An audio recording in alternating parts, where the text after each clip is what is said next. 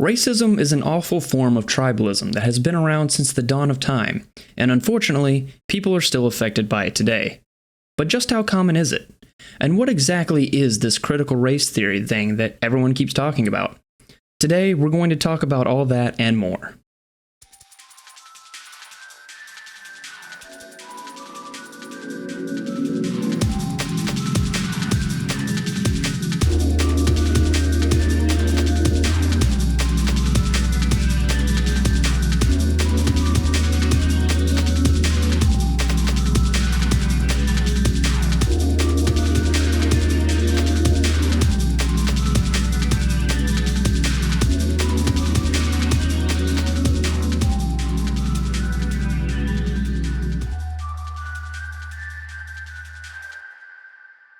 Hey, I'm Bailey. I'm Michael. And I'm David. And welcome back to the Facing the Gates podcast. Today, we are talking about critical race theory. This is, like all of the other issues we've talked about, very controversial and kind of confusing. But we're going to break it down, make it a little bit less confusing, have a discussion about it. It's also, ironically, the only issue that doesn't have something to do with sex that we've covered on regarding politics. But CRT ties into gender. Economic disposition. Some of the we can touch on that later. Okay. I would say some of there are definitely comorbidities with some of the ideologies, but I don't think it's directly. We'll get into it anyway. This is also, for all intensive purposes, the last major specific political discussion that we're going to be having. I know we've covered, to some people, we've covered a lot of things and talked about politics forever, and to other people, we haven't talked about it enough and we haven't gone through all the issues. Again, we're just covering a few of the main pertinent issues in our society today that are relevant to worldview that we can kind of tie back to the rest of the theme of the show. So that's why we're not going to make this a politics show. But anyway, with all that prelude, I figured I would go ahead and make this little disclaimer before we get into it. So first and foremost, I'd like to say that Christianity is a religion that is very much against racism. We've talked about this in previous episodes, such as part 2 of Is the Old Testament God Immoral? And also in What Happened After Jesus Rose Again. Christian activists were at the forefront of the abolition of slavery in Europe and America. There's an entire book in the Old Testament called Exodus, where God frees his people from slavery, and a letter in the New Testament called Philemon, where Paul tells a slave master to free his slave. Paul also says, quote, "In Christ there is no Jew or Gentile," end quote. And the book of Luke, Jesus quoted the book of Isaiah, claiming that he aimed to, quote, "set the oppressed free," end quote. So hopefully we can see that Christianity is clearly against viewing any group of people as lesser or subhuman like racists do. Now, that being said, we're going to talk about racism today and the culturally hot topic of critical race theory, otherwise abbreviated as CRT. Now, CRT is a pretty confusing topic, and in my opinion, I believe that's very much intentional. I don't think the people pushing CRT want you to know what it really is. But on the surface, it sounds like a good thing. After all, who isn't against racism except racists, right? But it's not above the media to lie to you about CRT. So today I'm going to base this conversation on the source material and not on what the media reports. We can then look at the effects of CRT in places such as our school system to come to an objective and informed opinion on the topic. So, I want to define racism as a starting point so that we can kind of make sure we're talking about the same thing, because I think some people mean different things by that word. But also I want to ask you guys, what is your understanding of critical race theory before we go into the specific tenets? Because we are going to talk about what CRT is as defined by the founders of CRT, so we can be very objective about it. But what is your familiarity with it? And and what is your understanding and your take on it? All right. So critical race theory, at least from my understanding, is mainly about, it's a very kind of Americanized topic. Stems from some Marxist theories. Yes. But it is essentially that a lot of what we have built through policies and economics is founded on racism. And like, take, for example, how we have our line set up for which, say, House representative is in this area, how the voting gets kind of distributed. Instead of all evenly one big area, it's all these small areas where, say, the less economic fortunate get less representation. And just through, say, take a look at how we worked post-slavery. Slavery didn't exist except under these circumstances, and we also had the Jim Crow laws and stuff like that, and segregation. So it's essentially because racists wrote the law, racism is inherent in the law. Okay. For me, and I've done most of my research on the historical founding and growth of critical race theory, which transcribes itself from critical theory, which was a postmodernist theory founded around the time of the eroding of the civil rights era. And it is simply the critical, which is in the name, looking at how the laws, and this is the historical viewpoint that I'm looking at, of how the laws, well, on the face are colorblind. In reality, when they're implicated and how they're implicated due to man's imperfect nature, natural biases, and tribalistic tendencies, those laws are not equally carried out. And so then that creates a unlevel playing field of sorts for people of different races, and that's where it ties into the modern offshoots of specific races, specific genders, specific ideologies and religions, and those theories and how those are carried out through the law. And it became a catch term for any discussion on the right or left of any racial thing, when in reality, what critical race theory means and has been for decades now in collegiate level and scholar level study is just the study of that. And that being how race as a tribalistic thing affects those. And most people who have done a lot of studying and form these theories believe that race is a more, what's the word I'm looking for? Word. Is not necessarily genealogically accurate, because of course we have different genes, we come from different areas, but it's more of a man-made construct. So kind of cultural. Yeah. And just an example is the difference between looking at, and this one's a little more modern, looking at the difference between the Jews and the Muslims in the Middle East and how they come into America and how they blend into the mix of everybody.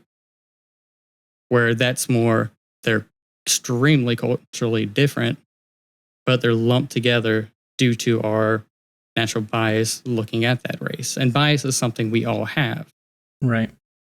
Yeah, according that you touch on a good point. So two things. Number one, I think this will be definitely a good conversation, because you guys aren't completely clueless on what this issue is, and there's a lot of people that are, but you guys do know its historical roots, and I think that'll definitely provide good context for conversation. But the second thing you mentioned about like how a lot of people want to kind of lump Jews and Muslims together because Middle East. they look similar, right? This reminds me, which is funny because there's there's Jews in America, there's Muslims and all spread across the globe, and everyone looks different. Yeah, it just reminds me of a situation fairly recently. I don't know if you guys heard about it. Oh, jeez, I'm forgetting her name. One of the hosts of The View that got Whoopi Goldberg. Whoopi Goldberg, yeah, that's her name. I saw about that, but I haven't. She thinks that Jews and white people are the same because they look the same, which is very racist. And she said that the Holocaust wasn't about race, which it was. And it so was about it was literal culture of people.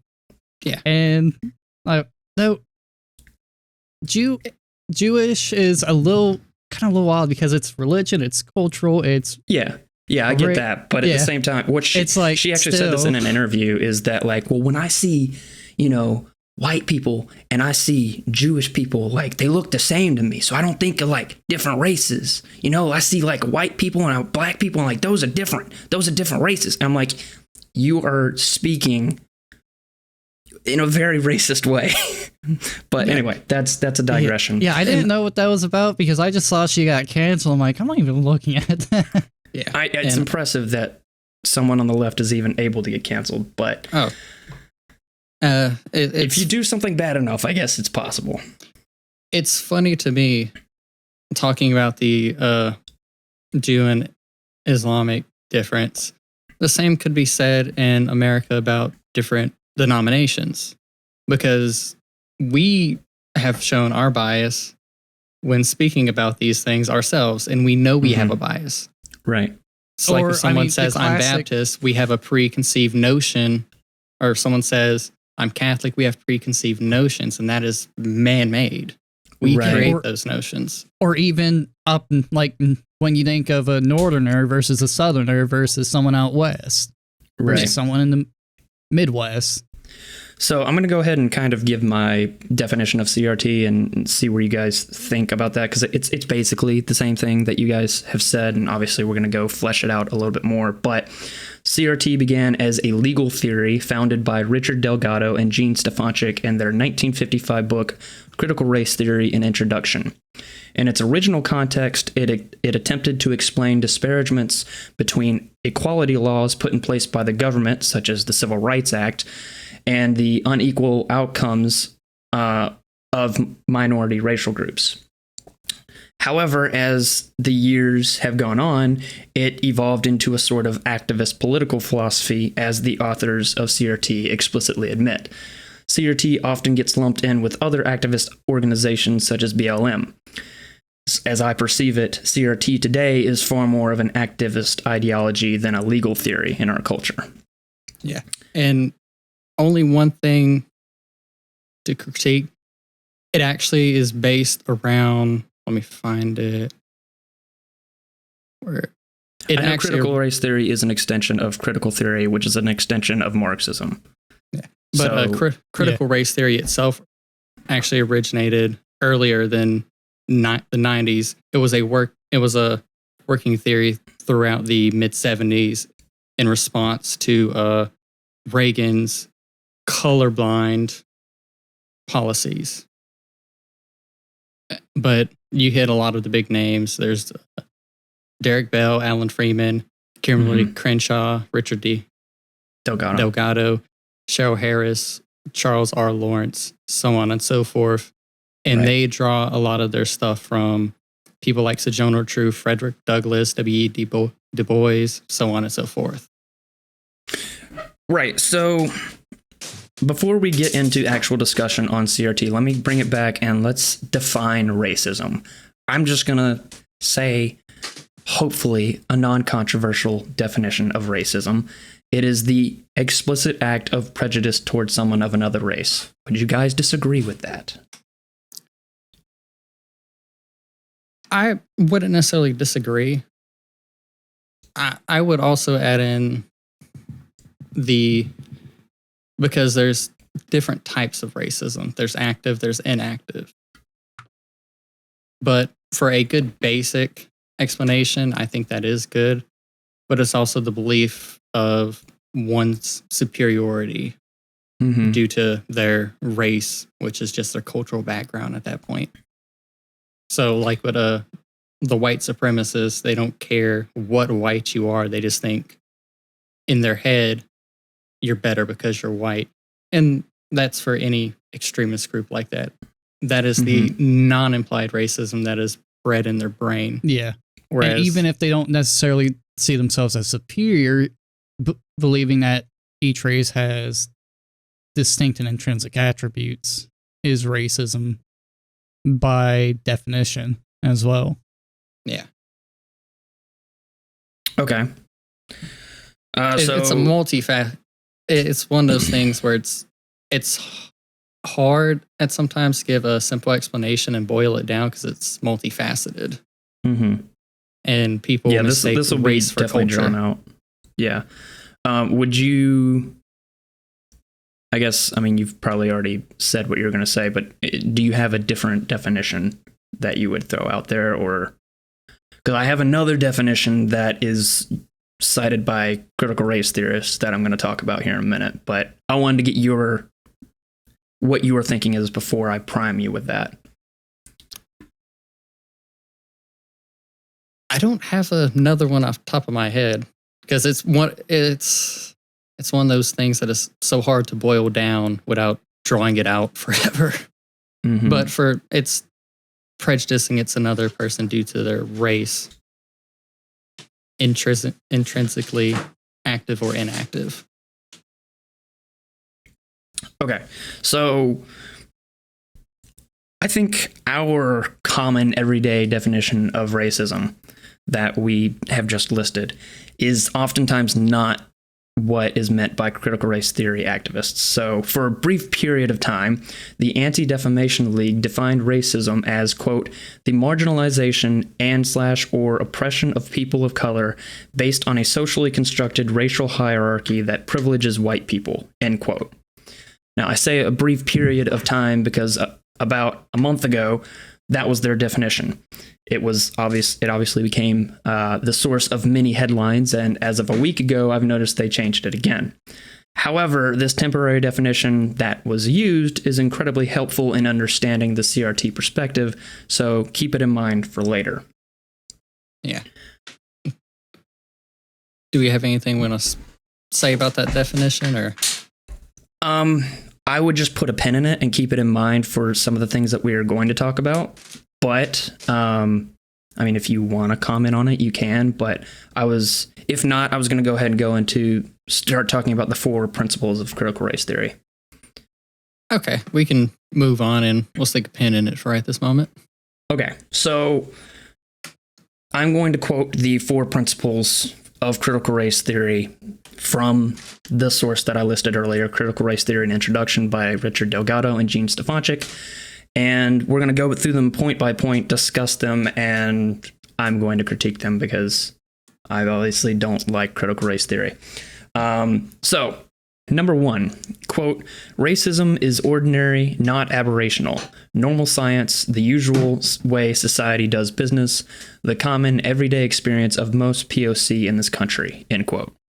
And to translate language for people at home who don't know anything about this, POC is people of color. So essentially, you cannot pinpoint racism or racist action. Rather, racism is intrinsic to society. What do we think about this first point? Due to tribalistic tendencies of man, I would say it is intrinsic in everyday life, whether we notice it or not. It's something we don't actively think about, but it's there. Our natural biases show through, whether innately or actively. So there's an emphasis on primarily POC experiencing racism. Are only POC victims of racism? Anybody can be a victim of racism. It's just in the culture that we are in, they are more so the minority. So it is a lot more common for that to happen, but it does happen to every race around the globe. It can happen to anybody, anywhere. Okay. So- Do we have any other thoughts on this one? Because I don't have too much on this one, but there's definitely going to be some more about the next one. Any other thoughts? No, I think that's it. Okay, number 2. Quote, white over color ascendancy serves important purposes, both psychic and material. The first feature, ordinariness, means that racism is difficult to cure or address. Colorblind or formal conceptions of equality expressed in rules that insist only on treatment that is the same across the board can thus remedy only the most blatant forms of discrimination, such as mortgage redlining or the refusal to hire a black PhD rather than a white high school dropout that do stand out and attract our attention, end quote. So, as a translation, I'm going to put it in simple language for people. White people profit off of racism, so we must prioritize equality of outcome, aka equity. And I will come back to the whole equity discussion in a minute, but that's kind of the simple version of what that is saying. Thoughts? I mean, even with some of our colorblind policies we have, stuff like that still happens. I mean, heck, Well, that's a retort against colorblind policies. Yes. Because to say a policy is going to affect everybody this way that's lying, because policy is going to affect everybody differently due to their background, whether that is social, political, religious, economical. And looking at American history,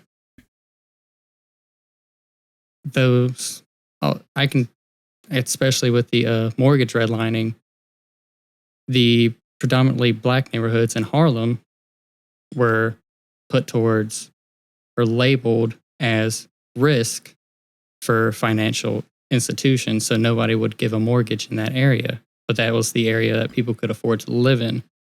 And it's also something that happens in modern day is certain zoning laws are put in certain areas, like, say, single family housing, that create, instead of a different zoning, can create disparity between economical, social, political, and religious outliers.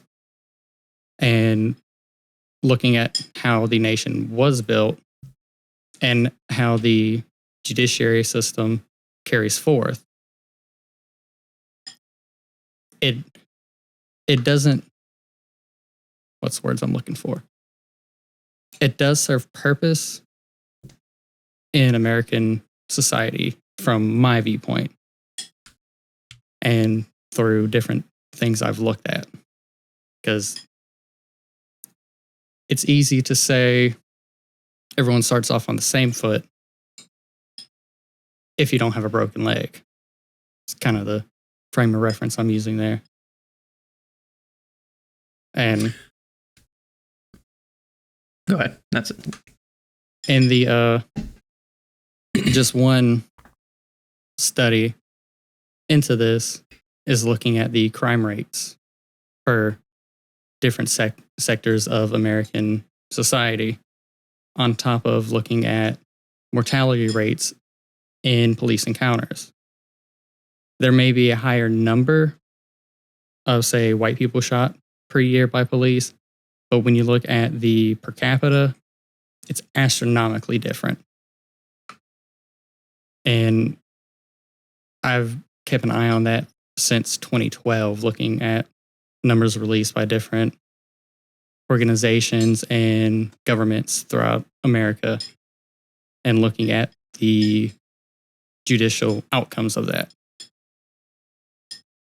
So it's not, I wouldn't say as many people in the modern era are actively participating in that racism, but it's from the building blocks and henceforth it came. Mm-hmm. Okay. If that makes sense. Right. So I think you can kind of, from that point, you can kind of begin to see some of the commonalities between CRT and Marxism, with the parallels between the cultural elites in CRT and the class caste system of Marxism. And if you have a keen eye, you'll notice other parallels in this ideology, in the ideology of this theory, and other leftist activist groups in our society today, such as BLM. Now, first thing I'd like to point out is that CRT, and we all agree that CRT is against a colorblind society. But isn't that kind of the point of not being racist, is to not pay special attention to someone's race? The founders of CRT are against the ruling of Brown versus Board of Education, which, as you'll recall, made it illegal to segregate classrooms based upon race. They believe that ruling just made us more racist. Now, I don't know about you, but I think we were significantly less racist in the 90s than, say, in the 50s. The goal here is to pinpoint specific actions, is to not pinpoint specific actions as racist. Rather, the goal is to imply that America is systemically racist, that white people are cultural elites that profit off of oppression of black people, and therefore, white people are to blame for all the problems that plague the black community. Hence the temporary definition of racism from the Anti-Defamation League. The ultimate aim of CRT is to usurp the authority of institutions because racism is intrinsic to those institutions. I know this sounds conspiratorial, but this is actually directly from Derek Bell, one of the CRT founders. I will turn it over to you guys for thoughts before we talk about equity. Yeah. I mean, like as you were saying, what institutions being kind of inherently racist, or maybe not. I'm not saying that. I'm saying that's what CRT is saying. Yeah. Just for clarification. I mean, take a look at our school system. Schools that have more predominantly white students get typically more funding because they're in a better area to get better tax rates and higher cost mortgages. Better zoning. Yeah, better zoning. You can break down the county that we all went to school in, the different schools and the different zonings they have, and see how the tax dollars break down. Also, it's impossible to have colorblind policy because, in my eyes, it is impossible for humans not to have natural bias. And most people will only say colorblind policy or things like that when they're trying just to push away the topic and not explain. It's impossible to be colorblind. It's impossible not to look at the cultural and other implications of where someone's from and their background. Right. You can't walk up to everybody and see them as the same because they're not. So here's the thing. I'm going to make a distinction here, and I don't think it's an arbitrary distinction. I think it's something that CRT conflates. I think there's a difference between an in-group bias and a natural, instinctive kind of judging of people who are different than you, and an outright act of discrimination against someone. I think the outright act of discrimination, that is racism. When you implicitly make judgments of people, we're all going to have that. So the problem with CRT is it confuses those two. It thinks that they're the same thing, so it labels them both racism, and therefore everything is racist. I mean, the definition of racism, Merriam-Webster, let's see, belief that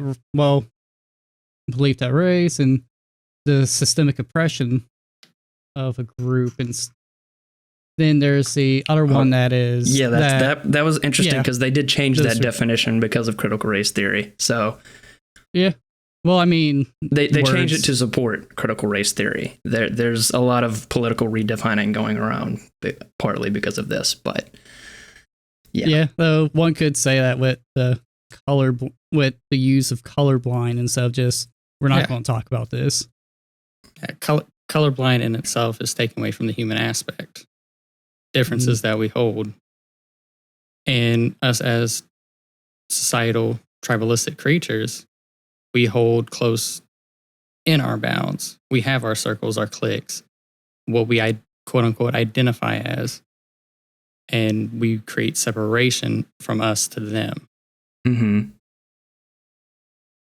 And so it's impossible to be colorblind because that takes away the individual. Okay, so let me talk about. Yeah. I think this is kind of leading to the equity conversation. So let's talk about equity for a second. So CRT focuses on equity over equality. Equity means equal outcome, and equality means equal treatment under the law or equal fairness. Now, on the surface, this may seem like a meaningless nuance, but I assure you it is not. Equity desires the same outcome in any given situation despite the input.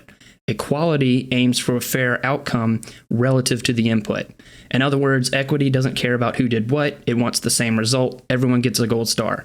Equality seeks fairness and cares very much about the details. This is problematic for a whole slew of reasons. For example, prioritizing equity over merit in a job hiring scenario can lead to outright racism in the traditional sense during the hiring process. So if someone's the equity hire because they have to meet a certain quota of black people for the job, that is racist. And that's where equity laws cause problems. So that is the problem with focusing on equity over equality. Yeah, but the same could be said for people would say we are a society with equality in America when we're not. It's clear as day. But even if you want to focus on equality and say that there's going to be implicit racism, because look, you're not going to root out racism. It's always going to exist. Yeah. We're always going to have tribalism. If you want to say that racism is implicit under equality laws, I think that's a more favorable outcome than saying that with equity laws, we're going to be explicitly racist and do things on a race-based motivation. I think that's far worse. No, even with equality laws, I mean, we don't have them because take a look with, say, for example, person A is a white and person B isn't. They put $1,000 in and start a business. Person A has a better chance because they can get funding, and people see, oh, just a I don't think that's true. Businessman. I don't think that's true. I think people have equal opportunity, and it depends on how hard you work. It's more about merit than race. I very much disagree with that. Yeah, I mean, look how many because there's so many different we have. There's so many different aspects. Yeah, and education. I can tell you the warrants I had at 16. They came into schools and grabbed other children for those same warrants. A warrant is a piece of paper that is signed by a judge and a prosecutor for a criminal charge. And I didn't get picked up. I wrote a year and a half of those warrants before they fell off. But other people in different economic ranges, different races, different tie-ins to the police force did get picked up, did 5 years, and have only recently gotten out. So it's impossible to say that we have an equal society because we don't. Well, I would say here's the thing. For one, I'm not denying what you said. Yeah. What I was responding to was David's preposition about people starting businesses. I think that if you have the know-how and you have the merit, it doesn't matter what your race is. That's what I was responding to. Now, if you want to talk about like the judicial system, I'll admit I'm not super informed on it, and I think there's room for debate about things like that in that area, but I don't think critical race theory belongs there. Well, I was thinking for mine more so thinking of like this. So in this situation, they're in their own separate areas and say like they're trying to get funding. Which one's going to be more possible to get funding? How many more successful businesses, I mean, look, that have an upper hand are mainly white businesses. How many people that are in America are not white that are billionaires, that are millionaires? And that because if it's an they equal, exist though. Yes, but it's not. There's outliers anywhere. But and also, like, but they put the same because input, there's not they should have. Go ahead. If they put the same input by equality, they should have the same outcome. They should all be millionaires. There should be, however, percentage of white people. there should be that many millionaires. How many percentage of other races there should be that percentage of millionaires? There's not. Yeah. Well, maybe it's and because that they don't also want to be millionaires. Like maybe people want to do different things with their lives. Well, yes, but we're still going to drawing be people want to be successful, want to And have also- businesses. I'll come drawing to a that pure- we're drawing a purely hypothetical line here. Right. Yeah. And the issue Yeah. with that is when you look at, again, back to how cities were built and people were separated, there's different lines drawn there. Yeah, I mean, in the early 1900s with the kind of segregation of, say, Irish, they were all in the ghettos and stuff like that. They were sectioned off, and that didn't give them a equal opportunity for, say, education, job security, stuff like that. And then to the 1930s with Harlem and the zonings that made it impossible to get any After White normal Flight loan. in Detroit. Yeah. Where all the businesses left Detroit. Yeah, and so it's in a perfect world, all the scars of the past would have been gone. Mm-hmm. And it is not intrinsically any modern person's fault that they're there, but they should be acknowledged that due to things in history, it is harder for someone in this area to make a business, be the next Walmart, be the next this or that, or even be a small local business that stays open. It's a lot harder to get funding for that, to go to a bank and get loans in certain areas. That's why parts of our main city that we grew around, it's just been left for dead or demolished due to the impossibility of trying to get funding for any business. And that goes because the people I worked for were Indian from India. And they bought properties in predominantly white areas for that reason, because they looked at different areas of our main city, sought funding for it, and they were told, no way in hell. And this is as recent as 2016 that they were looking to buy more property. And it didn't go through because they couldn't get the funding due to the area, due to the zoning and coding, because it was a predominantly African-American neighborhood. I think really what it's going to boil down to is this debate of, do we artificially advantage one group of people over another for the purpose of making them quote unquote more equal with the others? That's what equity is like, are we going to push policies? I don't know where I'm going with this. I think that I'm just going to go back to my point that I think by instituting equity, you are being explicitly racist, which doesn't solve racism, it perpetuates it. Then why don't we get rid of all these zonings and everything and make it equal across the board? So everyone gets the same starting point, so we can all see. Because the issue isn't. I mean, that's a debate that is worth having, But everyone's not put on the same starting point.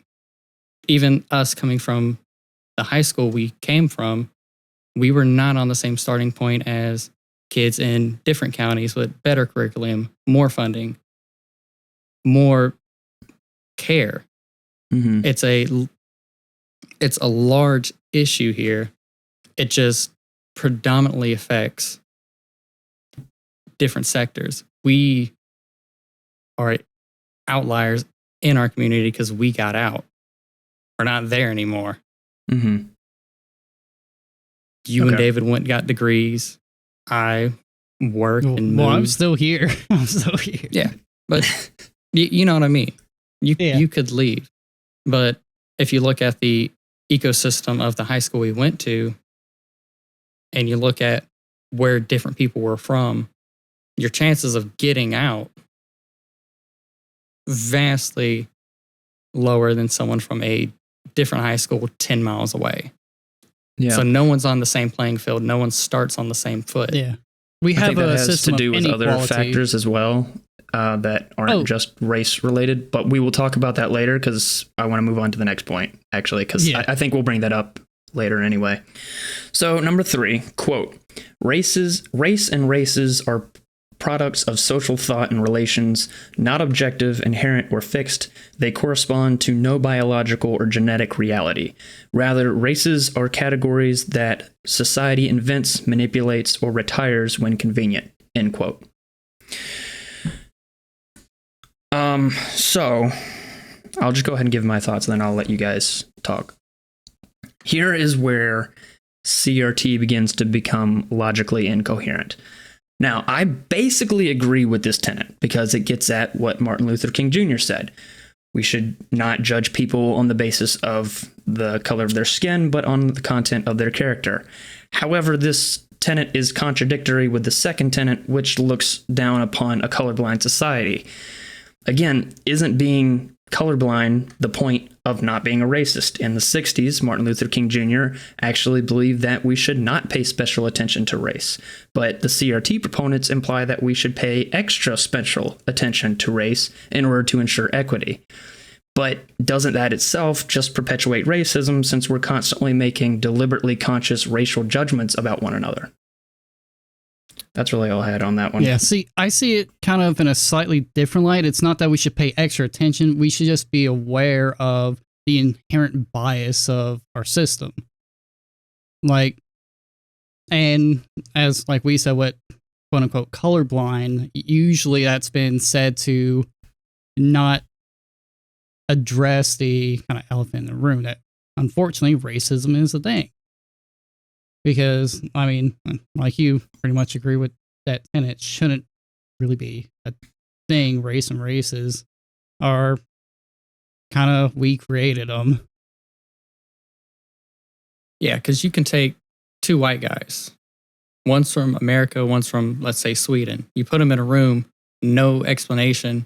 Everybody's like, yeah, they're white. When in reality, they are extremely different. And the same could be said for a black person. You take someone from the Congo, dress them in American clothes, take someone from any part of America, put them in a room, we're going to point and go, black. If you ask, what race are they? And when in reality, they are so far removed from each other, it's not even funny. So I would say the way we perceive and what we look at as race is our products of social thoughts and the relations through them. Mm-hmm. And they're not fixed. We are no longer a society that stays locked in one region.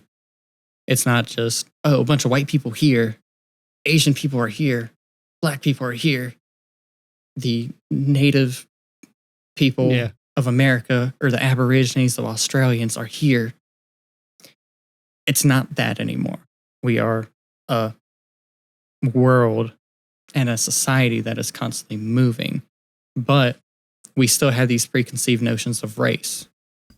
Say if I put any of us in a room and we go, what music does he listen to? Guaranteed it's either going to be rock or country. That is it. Due to preconceived notions of race. You put any black person in a room, it's going to be hip hop, gospel, R&B. You put a Hispanic male in the room, reggaeton. Those are preconceived notions of race. Right. And I agree with David. It's that not pay special attention, but be aware and be cognizant that we do have these preconceived notions and that there is no level playing field when it comes to anything. And that goes larger than just America.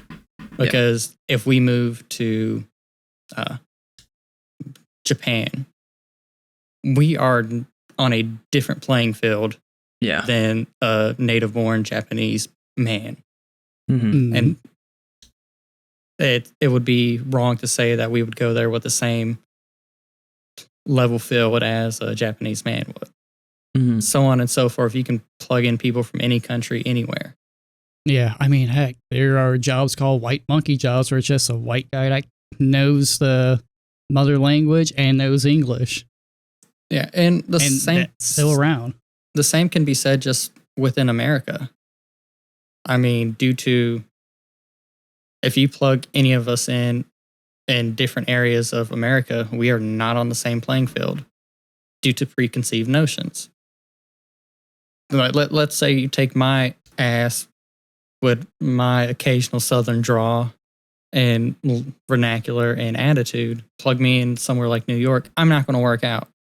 It's not going. I'm not on a level playing field. I mean, And- I think if you tried, you probably could. Well, But I mean, it wouldn't be easy. You'd have to adapt. the But I percentage don't think it's of- impossible. the percentage of me being as Your successful as starting someone, point's not the same, but your end Yeah. point could be if you tried. but the hurdles there make it harder to get an endpoint. Yeah, and you would There's have more to to jump do more through. effort than, say, someone born there. Because you're starting fresh. Okay. If you put in the same amount with no ties, no networking and stuff like that, and go from ground up, say at 20 versus someone that was born in the area, say, oh, they know Bob that owns the car repair place. I can go there. I can start my own business. Where Michael, he'll have to find the person, come up with an idea, do all that from that get go, and he has less time in the end Well, to do it. Even outside of that, the preconceived notion of I'm a Southern bumpkin from Yeah. the sticks. Yeah, you're an idiot Southernite. Roll Tide. Praise That, Dale, and- raise hell.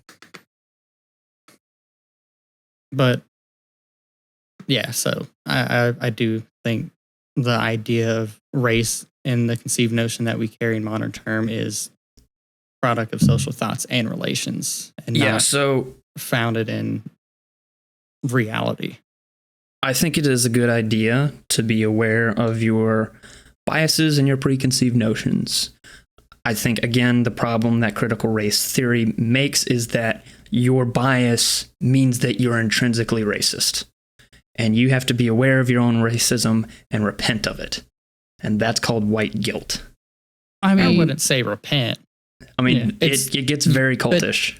but if you have, by When- definition, if you have a thought that sees someone differently, that's racism. So Well, technically, let me just wrap up my thought here, and I'll let you guys respond. But basically, all I'm getting at is that we all have our own biases. That's not racism. That's just who we are. We're naturally going to have some biases. I think the problems that we're facing aren't necessarily due to racism, but other contributing factors, which we'll talk about later. I'll let you guys respond to that, and then I want to move on to point 4 before we stay on this forever. I'd say in response, a lot of our natural biases are founded through cultural differences, which en route have racist ties. So even if it's not actively or what's the word I want to permeating racism, it is something that you should be aware of, and you should be aware of the different routes people have to take. And that goes even outside of race. Should be aware, because that's like we as humans are imperfect. We as a culture are imperfect. We may get thoughts in our head that don't show our true self, so we have to check those. And I wouldn't say you should naturally feel guilt for being born a certain way, but more so be aware of the culture in which you come from and the biases that come forth from it through the decades or whatever of racism in the past. Because I can tell you for a fact a lot of my cultural biases that I had growing up were founded through racist tendencies from my predecessors. Even though I don't actively do any of that, and I like to think I give everybody a fair shot, I know myself through the culture I was raised in that there are things that I should work on when it comes to race relations and biases. Because we got some really racist family members that I don't associate with. Yeah. And I mean, and going on the bias thing, I mean, yes, everyone has bias, but bias unchecked could lead to, say, being discriminatory, or which in turn becomes racism. It's everyone has their own prejudice, and bias is just prejudice fundamentally. So being like, yeah, I have a bias. Yes, that's okay. As long as you know and work against that bias, like, oh, I think this way about this, fine.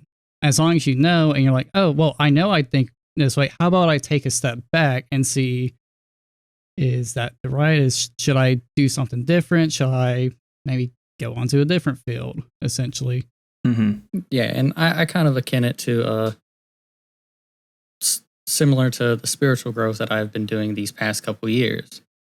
I have accepted I'm imperfect. I have accepted I'm no better than any man.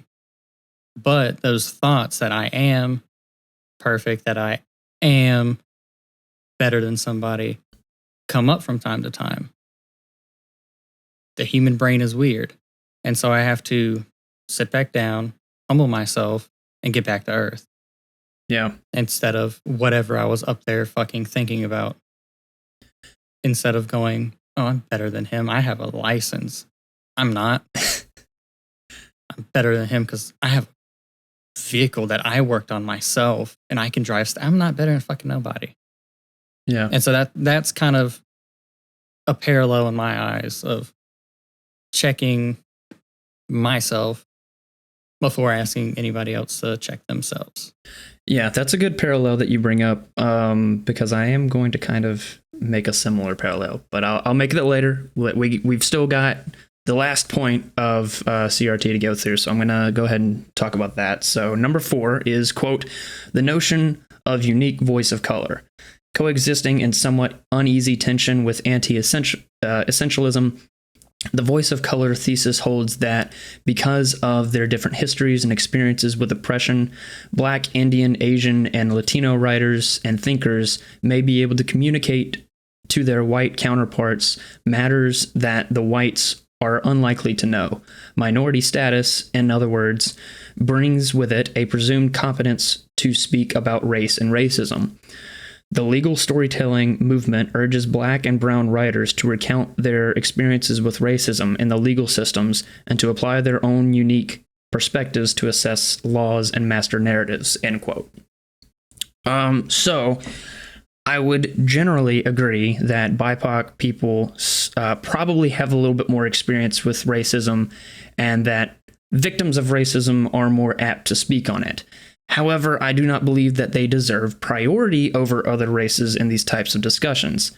Again, this seems to me to be a very racist idea that we promote only one race over the other. It gets taken to an extreme in some cases where people are only willing to listen to people of a certain race. So, for example, I think of Mayor of Chicago, Lori Lightfoot, who was recently sued for coming out and saying that she will only accept interviews from BIPOC journalists. Also, this contradicts the previous principle, because if race is a social construct, then why should any priority be given to any group? If it overemphasizes race as a part of one's identity. This is known as racial essentialism, which is closely tied with intersectionality or identity politics, which is king for the Democratic Party today. I believe that to be against racism, you can't be a racial essentialist. See, I don't see where in this it is saying anything about priority. To me, this is saying that due to your experiences, let's say I wanted to go convert to Orthodoxy. I'm not going to want to go to a Baptist to learn about that. I'm going to want to reach out to somebody I know or somebody who's more knowledgeable of that exchange, that change. If I'm not going to talk to an electrician about plumbing, I don't see where this is giving priority. It's more of saying, and this is kind of in my own words, due to the matter at hand and due to someone's experience, they're then able to give a different account of how this affects them due to them experiencing it. Because if you put everybody in a room or a town, everybody in a town, everybody's experience in that town is going to be different.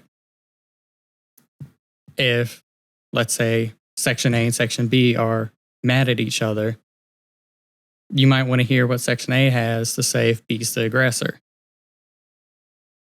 because they'll have a different take on it and be able to, then you'll be able to create more fair understanding of what the problem lies, where the problem lies. I don't see where this is giving priority to anything.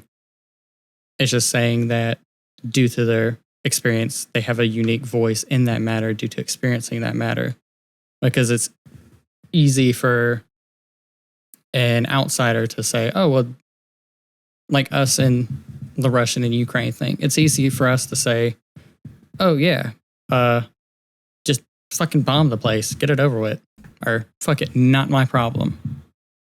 When in reality, the people of both sides will have a more unique way to explain that situation in a way that we can't because we're not involved with it.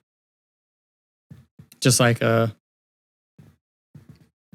during the Vietnam War, before America got involved, the people of Vietnam had a very different take and explanation of what was happening versus when America got involved, because we only got involved due to the spread of communism, not for anything for the country. If that makes sense. Yeah. David, Yeah, you have pretty any much thoughts? saying. Yeah, pretty much you're saying that being a different take, their voice should be equally heard, essentially. Yes. It shouldn't, yeah. I mean, Yeah. That's that's kind of pretty much how I read into it. That's kind of because- what we're doing with this podcast. We have 3 different religious viewpoints, 3 different parts of our lives, and we're able to give our own unique take of these experiences together because of our differences, and are able to convene and discuss them. Like what I took from a service, you took from a service, and David took from a service are vastly different. They can have similarities, but vastly different. All right. Well, I'm going to go ahead and move on to the next point, just because I want to keep things moving. As we mentioned early on, CRT is an outgrowth of critical theory, which itself is an outgrowth of Marxism. Critical theory rejects objective truth and reality. CRT, by proxy, quote, questions equality theory, legal reasoning, Enlightenment rationalism, and neutral principles of constitutional law, end quote. So, if critical theorists believe there's no objective truth, then why should I believe them? It's a self-defeating claim. Just keep in mind that the same people that don't believe in objective truth also want to overthrow our institutions as we know them. Now, there are many parallels with Marxism and CRT. Some have even dubbed CRT cultural Marxism. In my opinion, both ideologies fail for similar reasons, primarily because they are a gross oversimplification of our problems.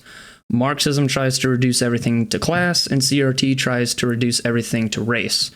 Both believe that these institutional sources of power are the root of all evil and corruption in our society. It gets at a much more profound presupposition in our society, and that is this: the problem is external. It's not that we are selfish human beings and that we should work to change ourselves. No, it's systemic racism, it's the patriarchy, it's the institutions themselves that enable oppression. In its unconscious hubris, modernity has perverted the concept of original sin by using it for its own ideological ends. CRT gets at the heart of leftism by presupposing the heresy of original sin, the new secular dogma.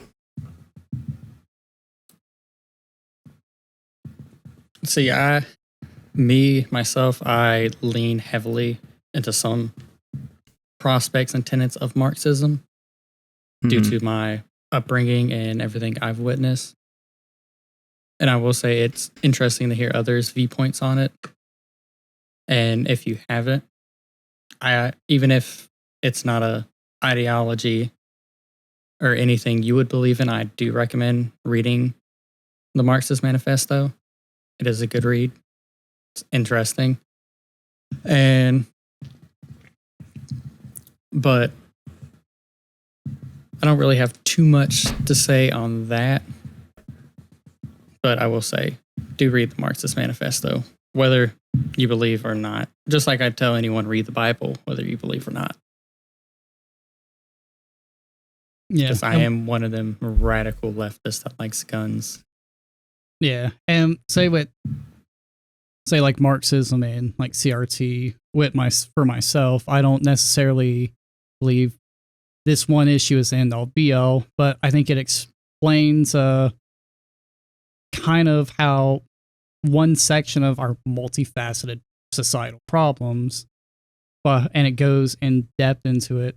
The marking of it being the end all be all problem isn't true, but here's the perspective of someone that's looked into this and kind of looks into it more so. Mm-hmm. And and I'm not saying that for all intensive purposes, I'm not saying that racism doesn't exist and that it's not a problem. I'm saying it's not the only problem. It's not the blanket problem, the bifocal lens that you have to put on to see everything through. And that's what critical race theory does to people. It makes people think that racism is the problem with everything. And it's not. It makes people not capable to think about things. It shifts their perspective because CRT is about taking, say, issues and seeing, is there a possibility for, say, a racist beginning? Like, for example, old rich Southern homes were built to section off the maid, who was the maid, usually a recently freed black lady that lived in a little home, and they even had like a bell at the kitchen table to press it. So in that way, there's at least some notion that there was some sort of racism happening then when that was built. And it's like, but that's how I view CRT. Where was this again? About the homes? Yeah. Post-slavery South. There are still... when was it again? I forget exactly during Reconstruction, but there's still houses that are still here, still around, that still have those little bells. They don't work anymore because old electricity. But you can take a look at, say, an old kind of rich person Southern home and see, like, that's why, like, our kitchens are sectioned off because they were meant for maids. Who are maids? People less fortunate, people that the home owners saw. It's also kind of useful to have your kitchen not in your living room. Well, yeah, but that was a secondary purpose. I know, but I'm just saying, we don't need to integrate kitchens to the rest of the house. I will agree, and I might agree with you for a different reason. On it makes people not think. And this is essentially one of the founders of the early beginnings in the 70s of CRT stated something very similar. CRT has become a catch term. It's easy to say. And it's easy for white liberals to blanket it instead of actually read about it and study. I feel within the 2.5, 3 weeks that, well, around there, that I've been studying this and looking into this, I feel like I've done more research than people who say anything about critical race theory on both sides of the spectrums. I think the three of us have done a fuck ton more research than most people who want to speak on this. It's easy to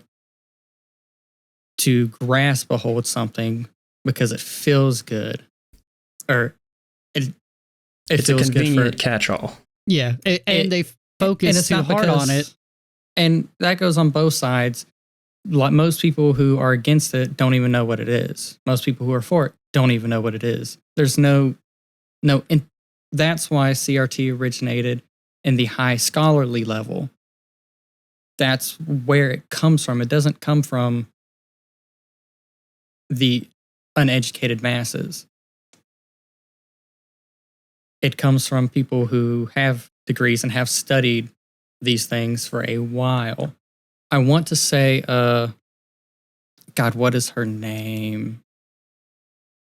Oh, Kimberly Crenshaw studied, and she went to, I want to say it was either Harvard or Yale, where Derek Bell was working at the time, to study under him and to learn about these theories. And most people want to just grasp a hold of something and either go for it or go against it instead of actually looking into it and read it. So I will agree. Things like this don't get people to think and actually look into what it is and create a more informed opinion. Right. Where at least we've looked into it, and I've actually bookmarked a lot of the writings from the early years to actually look into and see if I can get a hold of, and a lot of the articles, because there's like 600 from just a 10-year span at the beginning of it to read and look through and dissect and understand. Because again, they have different experiences than I do. And so I feel I have a decent understanding of it now, but to have a more informed, I want to do more research, just like how your transition into orthodoxy, you've done so much fucking research. You have looked into that shit immaculately. We've talked endlessly on why you pick your tradition over other traditions or denominations. I feel more people need to do that research for all of these things and have a informed opinion, because I feel most of the politicians don't even fucking understand what they're saying when it comes to stuff like this. They just grab this term, throw it out there, CRT, catch. Mm-hmm. Or they hyper-focus so much they lose the original kind of theories and meanings behind stuff. Or they just go off what they've heard other people talk about, like, oh, what's this CRT? Oh, it's this, and don't read. So then they got a already warped perception of it. Yeah. Which just leads to what we have now. That's an issue on both sides of the scale and both sides of the political animal that is America. They don't preach knowledge and growth. They preach sheepish following. And division. So yes, I agree with that point deeply. Cool. Okay, so now that we've talked about what CRT is, let's talk about some of the political implications of CRT, the effects in our society, those kinds of things. Okay, so when you accept CRT, then you can believe that, like the head of FBI stated, that, quote, white supremacy is the greatest threat to our nation, end quote. Now, because under CRT, to be a white supremacist no longer means to believe that white people are superior to other races. Instead, it essentially means that to be a white person living in America who by default profits off of racial oppression. This definition is so broad it's almost meaningless, and to me, it's so conspiratorial that it's laughable that anyone would actually believe it. In fact, you don't even have to be white to be a white supremacist. For example, Republican mayor candidate Larry Elder was smeared as, quote, the black face of white supremacy in California during the recall election last year. And I've said this before, but I'll just go ahead and restate it here. CRT conflates in-group bias with outright racism. To be labeled a racist is a very serious indictment. I don't believe we need to water down what racism really is. But that's what CRT proponents do. Because if everything is racist, then nothing is racist. And if the word means nothing, we have nothing to describe the atrocity of racism with. So the label racist shouldn't be so readily used to describe anything and everything as it is today. I feel like, first off, what the head of the FBI stated is being taken out of context. White supremacists are a gang, just like the Bloods, just like the Crips. There's the Aryan Nation. They're still around, but nowhere near in great numbers. The Ku Klux Klan. There's skinheads. That's what the FBI guy is leading, is to the extremist groups that are created within the white supremacist or Nazi demographic. I'm not denying that they exist, but they're not in mass numbers the greatest threat to our nation because there's so many of them that are gonna like they. Well, when was the last time you ran into a white supremacist, like an actual white supremacist? Well, the not problem one that's is like an implicitly racist person, like CRT says. Last time I was in Aiken. Yeah, they co-opted There's white a lot supremacist of gangs in alternative Aiken, South right. Carolina. Hold on. Oh, Let David go first. Yeah. Okay. Well, the problem and the reason why he said that is white supremacists have co-opted a lot of alt-right groups and are in there. They might not be the mass numbers, but they have power and they kind of have that clout because supremacist is classically right-leaning in like the political scale, they're authoritarian right. They want to be in power. And with that, that's how you have groups like the Proud Boys, some knowingly or unknowingly having white supremacists in there. And it's like a little saying, a bartender kicks out a white supremacist and then tells the other person, oh, well, if you let him come, even though he's cool, then his friends come. And then his friends come. They might still be cool. Then their friends come, and then you just become a Nazi bar.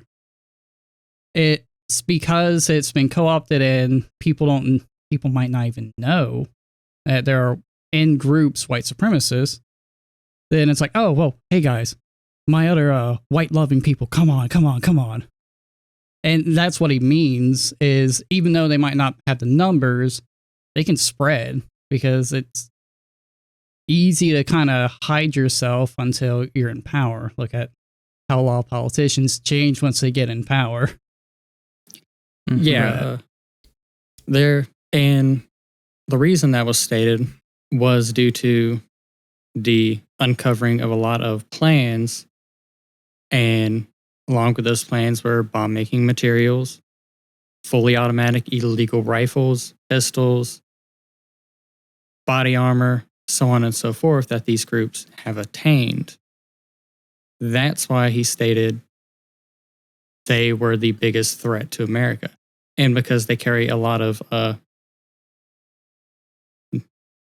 original founding ideologies of Nazism from Germany. That's the white supremacists, the radicalized white supremacist is anti-American and believes anybody besides pure white Aryan people are subhuman in property. That stretches to Italians, that stretches to Irish, that stretches white. Most white people, black people, so on and so forth. They are a very violent group of individuals. They are one of the largest prison gangs, and prison gangs reach out. Well, we can also talk about like the whole label of white being like not really a thing because there's a bunch of different groups of people from different countries, and white is just kind of a catch-all label for those people. It's just a label for European, basically. They label themselves as white supremacists. Right. But you were saying like pure white, but they're against these other groups that we would also consider white. So what do you mean by like white? Because pure what is pure white? Where is it from? In definition is for the most part, Germanic descent, Aryan descent, and some parts of Britain are allowed, but not the Scottish or the Irish. Fuck those guys. It is very close subset. Guess I can't join. And they do. Well, they you got blue eyes and blonde hair. They'll let you in. No, I'm Irish. Yeah, but you got blonde hair and blue eyes. Just shave this off. You can get in. No, but I'm good. And which is ironic when you look at one of their idols, Hitler. Wasn't blue eye, wasn't blonde hair. Right. And they also will radicalize things from the Bible, which is ironic as fuck. Yeah. And so, yeah, that's when the leader of the FBI said white supremacy is the greatest threat to our nation. It's not on a CRT level. It's on a violence level. Like they have uncovered several plans to overthrow a lot of things or just create havoc. Mm-hmm. And they have access to, because the thing is, it's not like 1950s white supremacy. They have ties into the cartel. They have ties into different gangs, drug operations, money laundering. A lot of them get military training.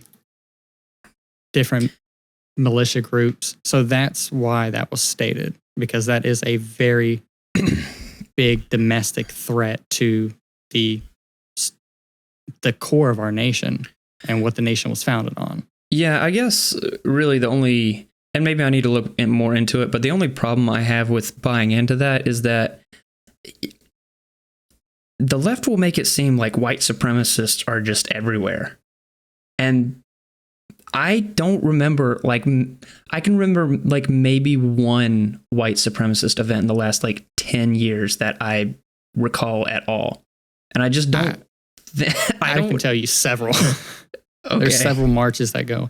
But also, I keep tabs on stuff like that because I'm just like, people still believe this shit. Yeah. Yeah. Yeah. And so I said with them co-opting a bunch of different movements, kind of infiltrating there.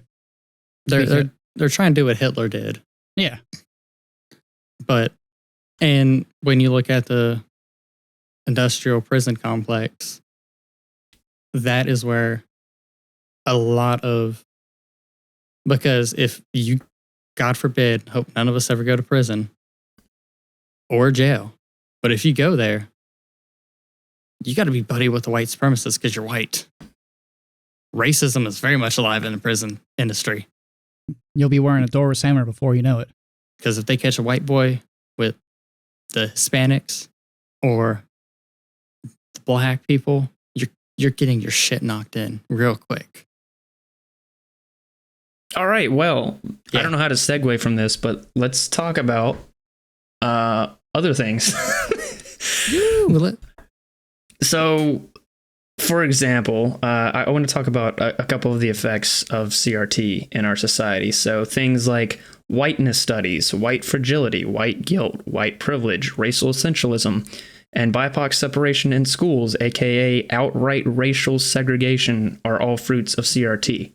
So, if you want to hear an interview with a former teacher who taught an anti-racist curriculum, not unlike CRT, until he realized how terrible it was, in a private school he taught this, Jordan Peterson did an interview with former teacher named Paul Rossi. I'll leave a link, leave a reference in the show notes. To give a teaser, he was once asked by a faculty in a meeting, "What do you like about being white?" And supposedly they're anti-racist. So CRT teaches children what to think, not how to think. It's purely activist indoctrination, and I am firmly against it being taught in schools. Children are not our social science experiments. They are our future, and their education is not to be toyed with for political gain. There's also a new docuseries on Showtime called That's About White. Look no further than the trailer for this show and count how many outright bigoted and racist remarks you find. But if you accept CRT and believe that racism lurks behind every corner, you shouldn't be surprised by this kind of thing. And as a side note, that show got a 3% audience rating on Rotten Tomatoes. Well, it just sounds like an awful show. But on the contrary with education, a few anti-CRT people are trying to ban books like To Kill a Mockingbird, which everyone's read. And some of them also I'll admit I've read it, but I don't remember like anything from it. Well, it ties Atticus to Finch. Atticus Finch is if I remember right, a lawyer defending a black man for a crime. He was accused of, I think, rape, and he did not commit it. But because he was black, the notion was people thought he did it. And then Atticus Finch, in different ways, faced ridicule and different negative things due to defending a black defendant who was innocent. And also, to add on to that, okay, it's coming back a little bit now. In Australia, they have implemented or looked into CRT because the Aborigine people, people who were there before England and everybody else sent all their prisoners over there, and they were genocided, much like Native Americans. That part of the nation's history was not taught, not at all, and there's been big pushbacks for teaching that Aborigine history in Australia by people who say they're anti-CRT. Just like that would be like taking away teaching about the Trail of Tears, the civil rights movements, these big things in American history. So even if you're not CRT, there has to be a line there to draw against people who are also not CRT, because it's one thing to disagree with a theory. It's another thing to try to rewrite history, which has already been done in the past. A lot of things were rewritten, and like Abraham Lincoln didn't give a shit about race. It was about money. Did not give one fuck about race, no matter what the history book tries to tell you. And there's already so much history that's been rewrote. If we don't draw a line there for what's historically accurate, then you can go too far in either direction. Yeah, and just also like with the Bible, when man muddles in the word of God, that's fucking terrible. I think we can all agree with that, right? Right. And the same could be said writing about human history. We should teach all of it. That's like there was a granted small group of people who were pushing to not teach about the Holocaust because they didn't believe it happened. They 100% did not believe it happened. And they tried to attribute that to CRT. And well, of course they got laughed out. But it's still, nut jobs will commandeer anything they can to rewrite history. Because there are atrocities that every nation has been a part of. America has been a part of a lot of them. Germany, Turkey, so on and so forth. Russia. So it's just you got to, whichever side you stay on, you have to also know you need to keep history accurate and tell the stories that otherwise want to be told. That's like in Turkey, they don't speak on the Armenian genocide, even though it was larger than the Holocaust. More Armenians were murdered than Jews. And it's only until recently that people have heard about it, and it's still not accepted as a genocide in Turkey. So just got to be careful how far you delve either way. That's what I'm trying to get at. Right. Well, we have been going for a very long time, so I'm just going to keep moving, just so we can get through this. So here's another one. The Pyramid of White Supremacy, which is a result of CRT, and looks down upon being apolitical, denying white privilege, having a post-racial society, colorblindness, prioritizing intentions over impact, punctuality, two sides to every story, etc., and saying the N-word is apparently a call for violence. It's just beneath genocide.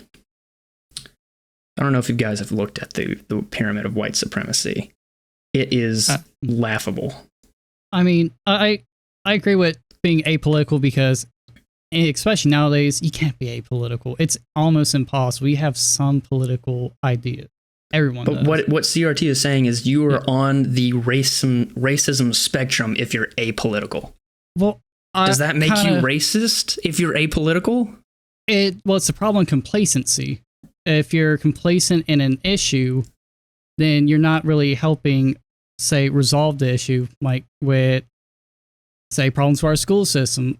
If you don't try to, if one side's like, oh no, we need to sell all our books and just start teaching them by using our hands, and the other side's like, what about no, punctuality? No. Does that make you racist if you're punctual? Well, you mean that's a white stereotype, and if you expect someone to show up on time, then you're being racist. No. Okay. Yeah, but two sides to every story. Well, from what I'm getting with, say, being apolitical, a lot of times, unfortunately, apolitical is stagnation in a society. To tie into the apolitical. Not necessarily. You could be agnostic because you don't know and you don't want to give an opinion that you don't have yet. Well, that's not really apolitical because that is apolitical because it's agnostic. Well, it's apolitical is having nothing at all, and what you're doing is working on taking a position. I see apolitical as you don't care, you're not looking into, kind of turn a blind eye, essentially, to either whichever side you may lie on. You're not going to do any effort. Let me tie this into the apolitical. You're pro-life, right? Yeah. Keep quiet about it. Does that mean you're still pro-life if you don't talk on it? If you don't advocate? Are you complicit in the murder of babies if you don't speak on it? That depends. You don't have. There are things you can do that don't involve speaking. Well, actions or doing anything. When I say keep quiet about it, you do nothing about it. Okay. If you see a puppy getting stomped and you just keep on about your day, that puppy's still getting stomped. You were complicit, right? When you could say something or do something. So that's kind of the parallel to apolitical, is just turning a blind eye and not doing anything, not saying anything, not thinking anything. Just move on. You also about have to throw in priorities into the mix because, like, there's only so many things you can care about and so many things you can prioritize, especially politically speaking. You can't be a champion for every little cause. Yeah. Twitter will have you think otherwise, but you can't. Yeah. But and if you say the N-word, you're about to commit genocide, by the way. I will say that as a call for violence. I've seen some people use that hard ER and get their shit knocked in from all different races. Well, I guess a bunch of rap artists are about to commit genocide. I mean, some of them. Nah. They don't use the hard ER. They use the A or the UH. But it just says the N-word. We don't know which one they're referring to. There's a big difference between ER and A. But and it's hard to deny that people have different privilege based on their race. That's hard to deny. Because, again, I don't think it's race-based. I think it's based on other factors. I was put into like the way you were raised. If you had both parents, if you were raised in an American context versus, a third world country context, I think it's based on a lot of other things that aren't necessarily race. Well, I can tell you five. You can be privileged in other ways, is what I mean. I can name you multiple things where my whiteness has helped me a lot and kept me out of being in handcuffs for 50 years. I was held in the back of a squad car for 17 warrants that were not mine. Now, they could have just sent me and booked me, and I'd have to fight those. Granted, there's a possibility I lose. There's a possibility I win. And also the same charges that I had in my own name that I didn't get picked up on. You can look and I can tell you 3-4 people outside of my race that got picked up on the exact same charges and did a good bit of time for them. You can look judicially and look at the disparity in drug charges and assaults and any charge, the disparity of the justice system in that. So there is privilege to being of different races. That's like when my significant other went into a math course due to her ethnic background. It was perceived she was going to do well in it, so she could get into whatever course she wanted. There is benefits to different races, and we have to, since we are all biased and imperfect, you have to be able to accept that things could easily turn out differently with one small change. Because the world is not perfect. It's not the equal place that we all hope it to be. All right. Which is why I'm against any job application asking what race you are. Yeah, me too. I choose to not answer those questions. So I'm just going to keep moving here just because for the sake of time, we've got to get through it. So CRT assumes everything is racist, such as math. Oregon has outlawed final exams for math classes in high school. The logic behind this is that since there's a disparity in outcome, aka inequity, and since minority students do worse at math, they conclude that math is a racist institution. I wish I were making this up, but this is actually the world we live in, a world where something seemingly satirical is actually reality. There are a number of other state laws that I could give as of recent years that have cited racism for these things. Like, for example, this wasn't a law, but there was a push for more black geologists because there aren't enough people, because geology is racist, because, there aren't enough black people doing geology. And it's like this kind of stuff, like, we don't have to have like 50-50 on every little thing, like people can make their own choices and do their own things. Look at STEM fields. Like, we're pushing for more women in STEM fields. Do you think that's kind of the same thing? I mean, yeah, maybe they don't want to do those things. Well, like maybe they just don't want to do STEM work. Well, for example, like the culture of STEM has been very much male-centric. It's been very kind of man business, a kind of stereotypical man stuff, So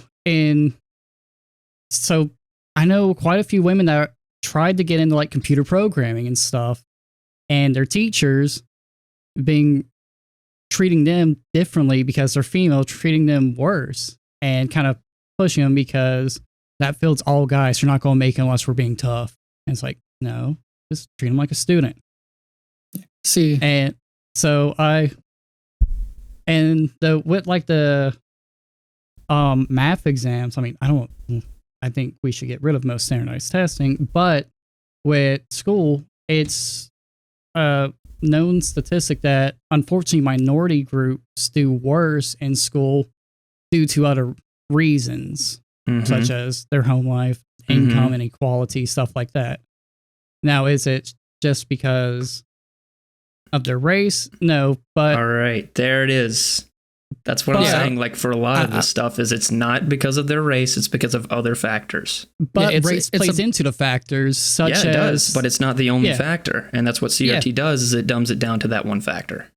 Well, I think when that with the organ thing, that's a blanket fix. That doesn't fix anything. It doesn't delve into why are these different groups doing poorly. Is it the funding for the school? Is it this? Is it that? That's a blanket fix. And I'd say, again, that's the issue with more people championing, you know what I'm saying? Championing, Championing. I got it. championing, yeah, brain fart, things and not understanding.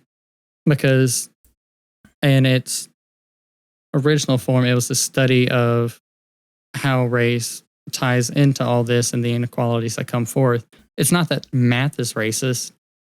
It's not that geology is racist, but the institutions that create the next mathematicians, that create the next geologists, can give different outcomes due to someone's race or where they live or their gender or their language.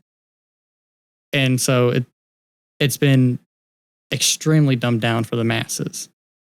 And that's where you get blanket fixes like that, outlawing exams for math class because math is racist. Instead of actually looking and trying to fix the problem, you just get rid of the problem. Yeah, so they're basically just using it as a catch-all. Like, oh, math's racist, CRT, boom, fixed. There's like, oh yeah, there's issues behind that, but just, use the blanket term CRT, fixed. So I want to talk about this claim made by the media that is not true, and that the statement is that CRT is just about teaching history.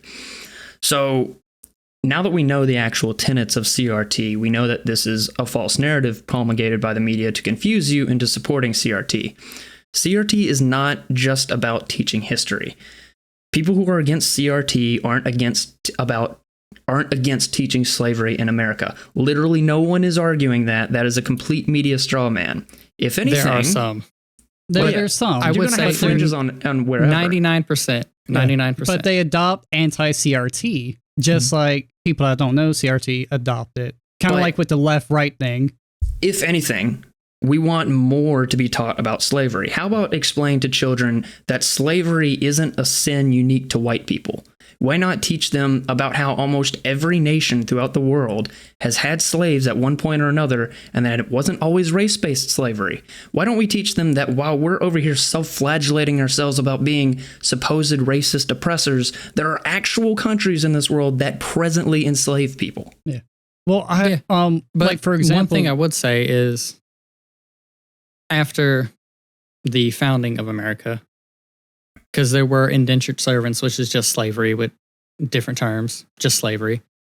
The predominant form of slavery was racially driven in America, and a lot of the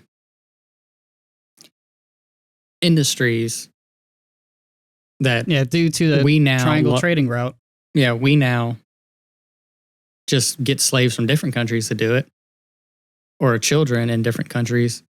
A lot of the industries that we benefit from as a society were based around racial slavery.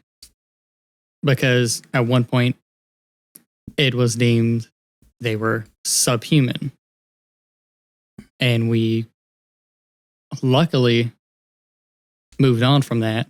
But that is a part of American history, is the predominance of African American slaves throughout. Because we killed off the Native Americans so fucking bad, we couldn't use them as slaves. And we eventually saw it was immoral to put another white man in cuffs and make him work as a slave for no pay, bad conditions. But it is a multifaceted thing, and there is still slavery, and that also needs to be taught. And we should accept the wrongs of all of American history because Irish were enslaved, poor people just in general. But there is that level where it was racially driven due to different races being seen as subhuman creatures. Okay. I'm not denying that. I'm just saying that everyone has done it, and it's not always necessarily race-based in every country. Yeah. But in the build-up to American society, a good part of that slavery was racist. In the build-up to modern industrial complexes. Yeah. All right. Sorry, I'll let you go ahead and say what you're going to say, David, and then I'm going to move to my next point. Like, also talking about American slavery, look at where we got our slaves from. It's nothing but Africa. And then the warlord cultures, they would win, they would imprison or enslave people and then sell them off. So it's like, oh, slavery, when hearing about that in our history class, I'm like, oh, okay, slavery is not just this thing. And like the Bible, hearing about slavery, it's like, oh, okay, yeah. This isn't just an American thing.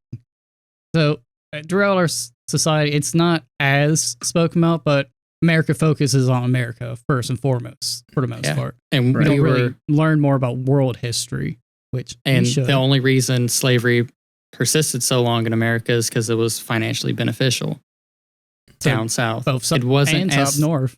We were also one of the first countries in the Western world to get rid of it, to get rid of the slave trade.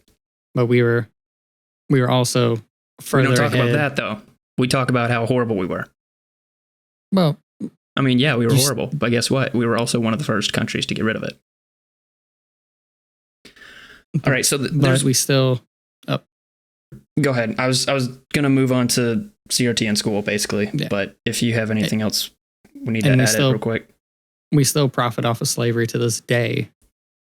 Yep, it's just not localized. Look at China. Yeah. And our prison system. And sex slavery. Cool. All right. Anyway, moving on. Sorry, this is kind of not super segued, guys, but we're going to try and get through this so we're not breaking this into 2 episodes. So why I'm against CRT and being taught in school is because CRT pits students of different races against each other, making black students think the white ones are out to get them.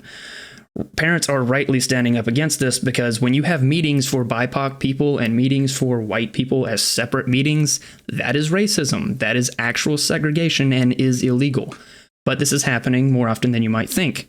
In Atlanta, in August of 2021, one parent was outraged to find that the principal literally segregated student classes and actually referred to them as the white class and the black class. And no, the principal wasn't white, so she didn't fit the narrative for the mainstream media to make the story national.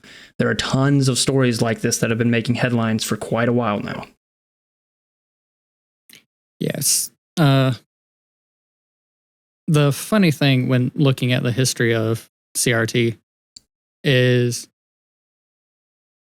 I want to say it was, was it Bell? One of the founders of the original thoughts actually was part of the desegregation of schools during the civil rights movement.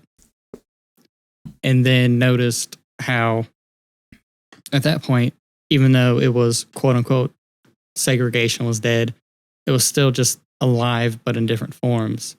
White people would form private white only schools. Couldn't say they were white only, but they were. And so segregation is still a large part in America, whether we want to admit it or not. There's a difference between people like hang out with people that are like them and then schools saying this is the white class and this is the black class. Yeah. But I'm not taking anything away from anything you're saying. That's just the only point, is just CRT is bringing back racism. I'd say it's not bringing it back because it's still there. I think segregation is still alive. People. Yeah, CRT is making people more racist is what I'm thinking. But that's like if you go into different areas of towns, there's the black part of town and there's the white part of town. Even in our little town that we grew up in, you cross a certain road and you are the minority now. Yeah. Even in the greater scope of the county we lived in, the south side, predominantly white, lived there. The north side, predominantly black and predominantly poor, lived there. And so segregation, it never died. It's just culminated in different ways. All right. Well, I'm just going to go ahead and keep going because we've got a few more points to get through and we've been going for a hot minute. So, whiteness, white guilt, white studies, white rage, white fragility, etc. Are you seeing a trend here? I think they're all phrases white people made. Yeah, because that's part of it. I mean, like, and I think more so the opposition plays more into these than people actually made them.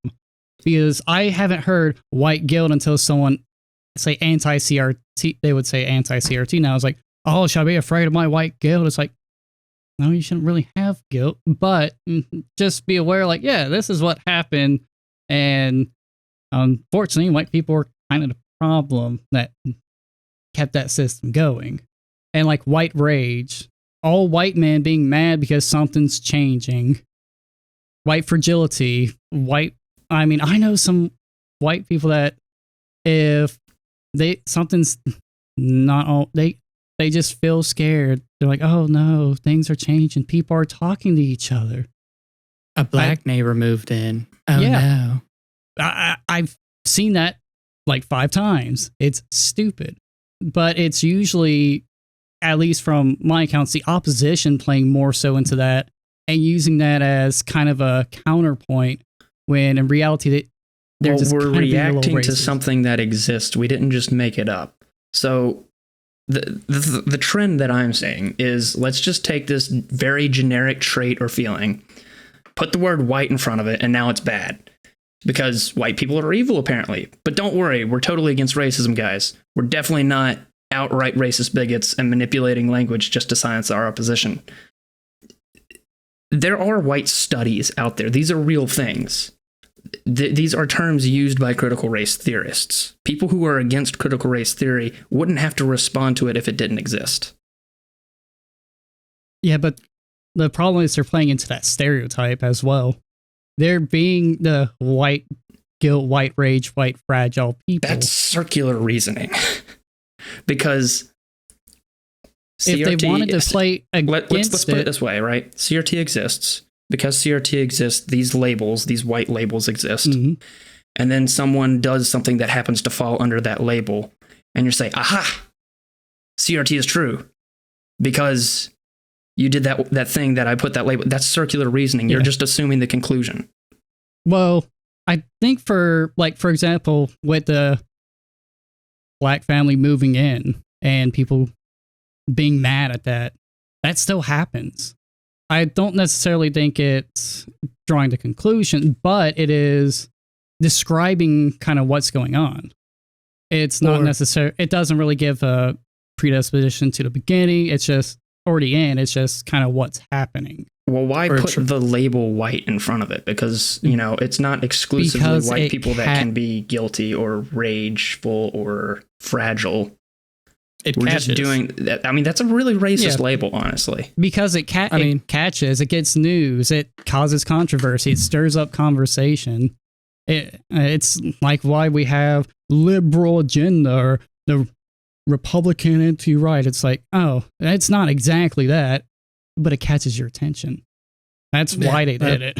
That's like with white fragility. If you were to ask someone who does something racist, why are you doing that racist thing? Their response isn't to give you an answer. Most time their response is to take it as a attack on them as a person instead of going, hey, why are you doing that? Well, that's like, natural. Like you're coming at someone and saying you're being racist. And that's in a personal affront. So of course they're going to be personally offended, especially if they didn't mean it in that way. Things can be taken and misinterpreted. And maybe they weren't necessarily trying to be outright racist. Well, I mean, there's like also at my work, I've had people be outright racist, and it's like, hey, can you like just my guy? Can you calm down? Because they're enraged or saying some really gnarly stuff, and my first action is to just try to get everyone calm down, assess the situation, and they're like, oh, I'm not being. Before I even say anything, I'm not being racist. I'm not being racist. Why do you think I'm a racist? And it's like, I didn't even say you were being racist, sir. I'm just trying to have a guilty conscience. Down. Yeah. Also, that's exactly because people have been kind of projecting their kind of conscious unintentionally by going against saying, I'm not this, I'm not this. Also, these terms are usually a retort towards the terms that were coined politically by people like Hillary Clinton that were used to disproportionately mean black people. Super predator is one. Thug is another. In modern context, that means black person. So, not saying these are right by any means, but that is where that line countersects, where there is, I would say some people do show white fragility. They're fragile when talking about race relations, which is a thing that we have to talk about. But I would personally, like for the white guilt, I would personally say you shouldn't feel guilty for being white. More so, you should be able to look historically and see what has been done and atrocities that have been put forth and do your part to make sure they don't happen again. Yeah, really, I think the only thing that I'm just going to take away from this part that I haven't already mentioned is in bringing out all of these political issues that have come up as a result of CRT. One thing that comes to mind is in the New Testament when Jesus says that you will know them by their fruit. This is how we can test things, is we can see what the results of those things are, and we can test to see whether or not the source they came from was good. And that's what I'm getting at, is when you look at, you know, the things that we've talked about this whole episode, this whole half of this episode, you can get to see why people are upset about CRT because it leads to very terrible things in society. Yeah. But CRT has also came from the society. The society planted the seed, and that's henceforth it grows. So you can judge. Yeah, because CRT is essentially just looking at what was stuff that was going on. It's expanded from the society that it grew from, which is American society in post-segregation, starting in mid-1970s to now. So our society is just trash, period. In some respects. Not all. I'd say most respects. We're not the worst, but America kind of sucks some days. But we have our moments. If you think your country sucks, it's better than just blowing them. Be like, this is the greatest. If you think your country sucks, go to another one. Like, go to a better one. If you think America's so bad, they all suck. But see, the thing is, as I see, all countries suck. It's just which one sucks the least. Suck. Yeah, it's like, and because everything has room for improvement. Become a better place.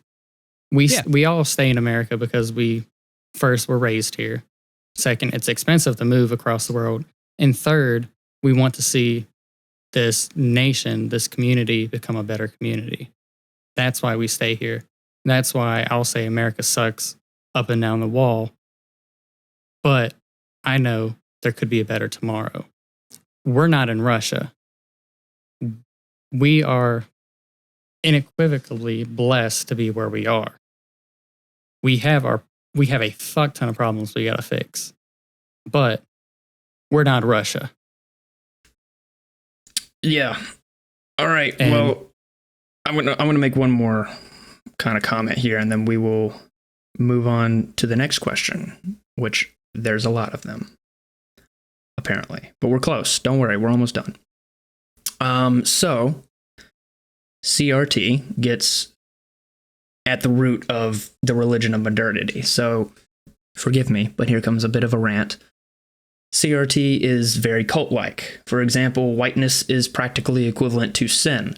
This should be a telltale sign that CRT is garbage because, I repeat, no one should ever feel shame for their race. White guilt is a ridiculous and frankly racist notion that white people should feel shame for their ancestors enslaving black people hundreds of years ago. So, first of all, I'm not responsible for someone else's actions. Second, even if you could assign guilt to me because of my ancestors, you don't even know when my ancestors came to America, because I don't even know. So you don't know that I'd even be guilty just based on my race. Thirdly, slavery is not unique to America. Almost every culture throughout all of history has enslaved people, and it wasn't always black people enslaved to white people. Besides, who do you think sold Africans to Americans in the first place? If you guessed other Africans, you'd be correct. Fourth, feeling shame for being a certain race is itself racist. So the entire basis of white guilt is mistaken because it is based on historically ignorant and factually incorrect premises. Lastly, I imagine critical race theorists will probably label my entire rant here in this part of the episode as white rage or white fragility. And again, much like the other white sins, they are all fruits of CRT, which I reject. And so I don't accept the justification of such a label. And this is something I mentioned earlier. Using something that came as a result of CRT to prove CRT doesn't prove CRT. That's just called circular reasoning. And I will stop ranting now. See, I agree with the white guilt thing on slavery, because you can't judge someone for what their ancestors did hundreds and hundreds of years ago, even if it was their ancestors, because most slave owners weren't poor people. Most slave owners were the rich, wealthy, and powerful. But most people, and I would say they should reterm it. I think it's more of because I've been that one phrase has been stuck in my head since we were talking about it. I think with white guilt, it's more of the acceptance of how the system is and not doing your part to make it a better place for everybody, white, black, or other, white, black, Asian, Hispanic, so on and so forth. I wouldn't necessarily label it white guilt. I would personally change it to something different. Take the racial overtone out of it. Because first, that doesn't do anything. There's just as much racism in the Asian community, the Latin community, the Hispanic community, both against others of the same community, against black people, against white people, so on and so forth. I think they should definitely change that to something more inclusive, because it's more about the acceptance of a broken system that doesn't give everybody a fair shot than it is about blaming people for something they had no part of hundreds of years ago. But I think most people won't study anything into this and won't bring their own thoughts. They'll just like, yeah, blame white people for slavery 300 years ago, instead of looking from within, if that makes sense. Right. Because, yeah, we can't feel guilty for something we had no part of. Yeah. But we can learn from it and try to make it better tomorrow. All right, so let's go ahead and move on to the next question. This is going to be the last question before we wrap it up, and I think it is obviously it's been beating around the bush. We have, this is what CRT by and large at its heart is getting at. And that is this. Does CRT adequately account for economic disparity? And I will let you guys go first on this one. I think with its ties to race relations and kind of racism, it tries its best to, because like, for example, take the history of redlining in the United States. For those who don't know, it's something that began in 1934 and technically ended in 1968, where areas were represented in 4 color codes. Green being the best, where in-demand, up-and-coming neighborhoods where professional men live. Back then, professional men were usually just word for white men. Specifically homogenous, lacking a single foreigner or Negro. Blue would be neighborhoods that have reached their peak but were stable due to low infiltration by non-white groups. Yellow were areas that bordered black neighborhoods, essentially.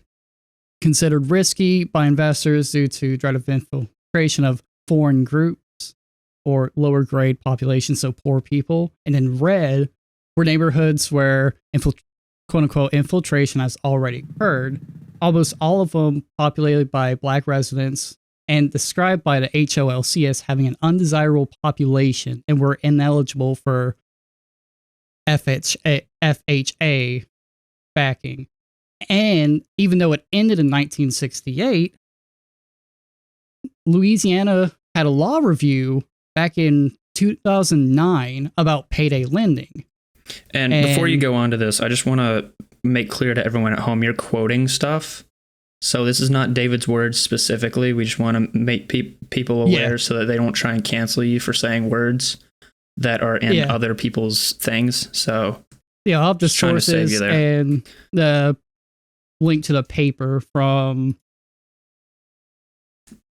Louisiana. But the paper about predatory lending found denial rates of loans to black people in Mississippi were disproportional compared to any other race and credit score history. So economically, race still unfortunately plays a factor. And it made the news a while back where one family were trying to sell their house and they got really lowballed. So then they got their white friends to kind of post up and act as the family, and they got a way higher, kind of more in line with the value of the house. And and for another example, Digital Electric Corporation, they made the PDP-11, and I told Bailey about this one. Well, Digital Equipment Corporation, but a lot of their workers couldn't get houses, so they ended up having to make essentially a mortgage company, so they're more minority and also poor employees could actually get a mortgage because they were being denied in the area they work and they live in. So unfortunately, with economics, race does play a major part in American society with it. Because if you grow up in a poor area, you're more likely to have a bad school system, you're more likely to have a bad job, not be able to get a house, be stuck with paying rent, and basically be a wage slave. Yeah, and to kind of curtail off of that, as a very jaded person with Marxist tendencies, I would say that's anything alone cannot 100% account for economic disparity. It can be a start.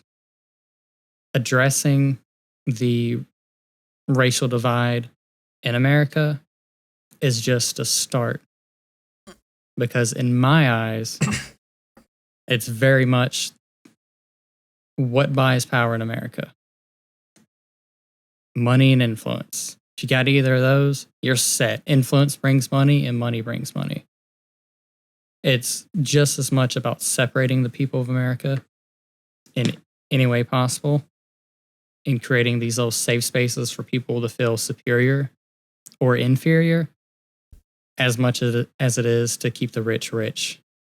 So I personally don't believe any one thing can fix that. That's due to my political leanings and the way I observe the almost sociocratic oligarchy that is becoming America. We speak and talk down upon oligarchs in Russia and how they get their money when we allow the same thing to happen in our own backyard. Look at Elon Musk. He didn't earn his money. He inherited a ton of money from his father from an emerald mine. And then him and I want to say 6 other people started PayPal. And he had a very small part to do with that. But his influence and his money has bought him more money. So it's hard for me to not be so damn jaded when looking. Same things for politics. It's easy for a politician's son to run for office, even if he has no business, versus a everyday person who might have a degree in politics, might 100% know exactly what they're talking about. That is the complex power struggle in America. So I don't believe any one thing could fix the economic disparity or the power disparity put forth. And it's just easier to separate us by income, race, religion, and creed. And so I'll leave off on my soapbox as a jaded left-leaning person. That's jaded with leftists. I would actually, for the most part, on that, agree with you. I think that critical race theory is an oversimplification. So CRT assumes that race accounts for all effects of disparity, but it fails by its own accounts when put to the test.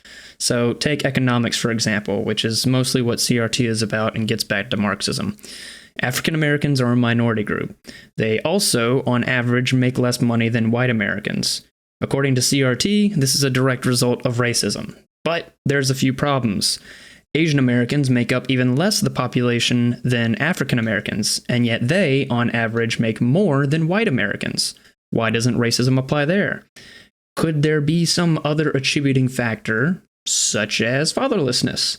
Approximately 70% of African Americans don't have a father growing up in the home, whereas only about 8% of Asian Americans grow up without a father. Also, when compared to the rest of the world, even minorities are quite well off in America. The U.S. was one of the first nations to outlaw the slave trade, and poor people in America are richer on average than the rest of the world, including most European countries. The point is this: the world is complicated, and there's usually more than one factor to take into account with our problems. Putting on race blinders like CRT insists doesn't help us progress, it forces us to regress. See, I would... One caveat there is we all talked about preconceived notions of race and how they're societal. And our viewpoint of an African American versus an actual African, same skin color, totally different people. Our preconceived notions of Asians in general are usually hardworking, very intelligent in certain fields.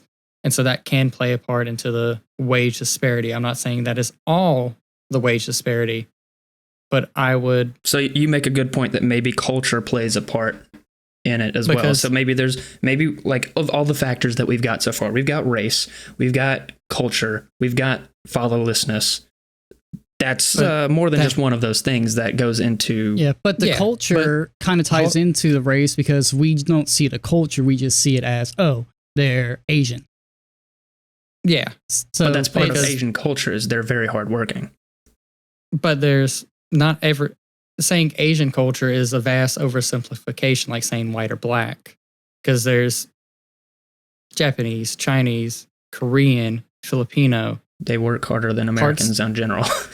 Parts of Russia are in Asia. It's an oversimplification, and we attribute, but not every Asian is harder working, not every Asian is smarter. It's an oversimplification due to our cultural bias. These are averages, which so therefore creates race. Yeah, you can't blanket statement all this stuff because these are averages and generalizations anyway. So I mean, you can only do so much from generalizations and stereotypes. What I was trying to get at is race ties more into culture than it does skin color in modern context. Because when we speak about Black people, we're not speaking about Africans, we're speaking about Black Americans. When we speak about white people, we're not speaking about Swedish, we're speaking about white Americans. And so therefore that culture supersedes the heritage. Because race is, in the way it's used in modern terms, is just societally created. It's a social construct is what you're saying. Yeah, I forgot the word. All right, I got this. It's okay. Ginseng. We've been going for a hot minute. I'm booted off caffeine. Okay, well, let's go ahead and wrap up. What are your final thoughts if you haven't said them already? Final takeaways for people at home about CRT. Just like with anything, it's not the end all be all, but it is at least for the most part, it's a perception change. If you weren't aware of some, like, for example, most people probably aren't aware of like redlining and stuff like that. Most people wouldn't think, oh, why is my Black friend treated too different? Like, we grew up same town, same place, had same type of family, good family, but things ended up different. Both are working, and it's like, oh, maybe how our society sees different people might be a small part of that. Because, a lot of people just turn a blind eye to stuff. So it's a kind of thing you can put in your tool belt to be like, okay, yeah, this is a thing. Here's how a person that uses this worldview is. How does it align with my own? Is there something I want to change to better my worldview? Kind of like with anything. It's not the end all be all. And also, most people don't know, well, most people talking about CRT or against don't know what it actually is and like the history and stuff behind it. Get in some books. Everybody. Yeah. On any side. If you're going to have an opinion about something, research. Yeah, just one thing I was going to say about David's point is that this isn't the end all be all. There's the reason this is the last topic that we've covered instead of the first topic. It's, in my opinion, not the most pertinent issue. And I also tried to organize the episodes in a way that they would hopefully segue from one to another. But also, I think CRT is a problem, but I don't think it is the number one problem. I think this is up there, definitely. I think the issues that we've talked about in this podcast are all important issues, but exactly how I would prioritize them, this is not number one. Yeah, and I think for you, mainly with, say, like CRT, it's not necessarily some of the ideas behind it, because you agree, like, racism is a problem, but you also know it's not the only problem. Yeah, but so no one says that racism isn't a problem. Like, we all, but whether you're for or against CRT, like, everyone's against racism. A lot of white, quote-unquote, liberals do. Yeah, you kind of against it being kind of fetishized as it's been. Yeah. You don't necessarily agree with the end conclusion, but you agree, here's some problems, and some of it stems from history. Yeah. Stems from stuff like that. Yeah, and I'll say that contrary, a lot of people say racism is dead. A lot of people. They put on their cultural blinders and just block out that part. Where whether you're pro or anti CRT, you have to accept that racism is an ongoing problem, something that we all need to work on as a society, because we all agree racism's still alive. We're not blind, we're not stupid, but only thing I'd tell people is do research and have these discussions. Get outside your bubble, get uncomfortable a little bit. It's going to be weird, but it's sad. And when I say this, in the past however many weeks we've been studying this, we've done more research than 90% of people championing or going against CRT. And I think I feel pretty strong about that 90% number, because it's easy for people to champion something because their side says so. It's a lot harder to go against it or to critique it and still be part of that side. And critique everything, learn about things where you throw your hand in the pile as an observer and don't be blind to what's going on. It's kind of what I'd leave on. So I would say, as far as my final conclusion goes, I'm against CRT because I am against racism. I believe that CRT perpetuates racism in America, and it forces us to pay far too much attention to the amount of melanin in someone's skin. It is needlessly reductive and ideologically dogmatic.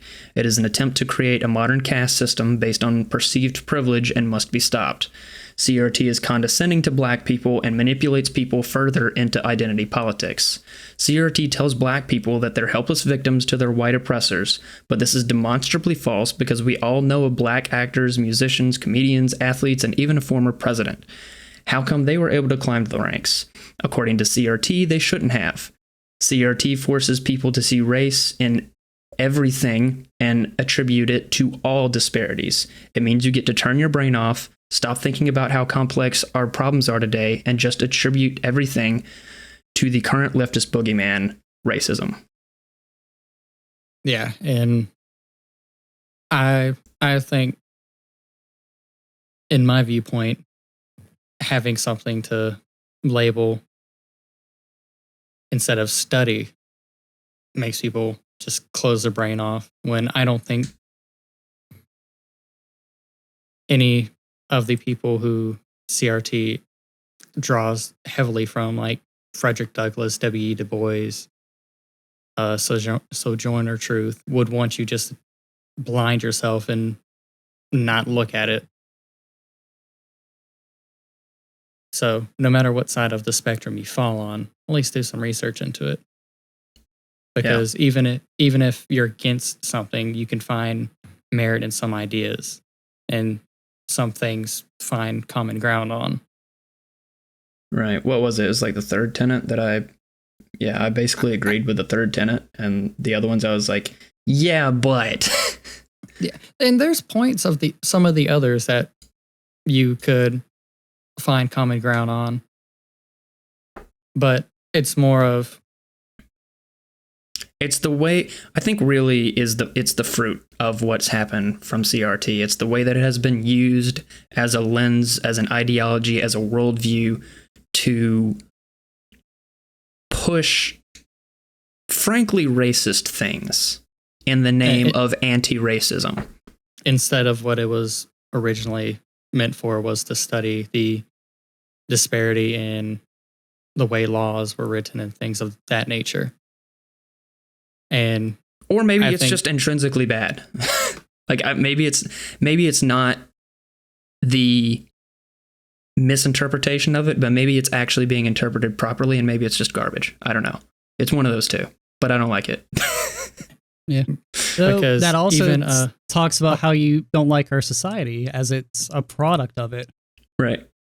Yeah. And so who knows? Without CRT, these things might still have just happened. Who knows? We're in this timeline. Oh boy. Here we go. We're going fatalist. It's still funny to me that one of the original people, Derek Bell, stated something akin to, these white liberals, which I'm not going to pull up the fucking quote, but it was hilarious that he was talking about them championing it when they never even studied it. Yeah. Which is ironic. But yeah. Any more thoughts, or are we ready to Get this show pony off the fucking road. I think that's about it. I don't know what this episode's going to be once I cut out all my tinkle breaks, but it was a good conversation. It was insightful. I'm glad that we all did our homework, and, we can come to the table with things to discuss. And it was definitely, hopefully, informative and nuanced, and people got to hear differing opinions, and we're not gonna rip each other's throats out about it. So yeah, that was nice. And kids, do your research. Yeah, do your homework, kids. We've got to summarize all the same motifs that we've been saying throughout the whole show, because we are approaching the end of the podcast. By the way, guys, we only have 3 episodes left. It's going in the show. bye. It's going bye. It's going bye this month or next month. Wait, next month. Sorry, I had to look at the calendar. People might be listening to this 2 years from now. I'm gonna be I don't care hobbies. when it's over. It's just over. Anyway, yeah. Give us a follow on Facebook, Twitter, and Instagram while you have the opportunity to see our lovely memes. Or don't. Especially our Russian viewers. Right now you can't access Facebook or Instagram. Yeah, so sorry to all the Russians. Well, maybe you there. can be our 5th follower on Twitter. Because we have each of us follow our Twitter Russia account. does have we do have an Onion network Twitters, so they possibly could. Yeah. Anyway, I think that's about it. Next time, we're going to kind of wrap up our political discussions and then kind of segue into, concluding the podcast and the themes of the show that we have talked about. And just kind of draw things to a close. And we're going to talk about how we're divided, what the sources of those divisions are, and how we can reunify if there is even hope for that. Because, we're all very cynical about that. But hey, it'll be an interesting talk. So definitely tune in next time. It's been real. It's been fun. It's been real fun. It has. And it has been real fun. All right. Thanks for listening. We'll see you guys next week. Bye. Bye-bye.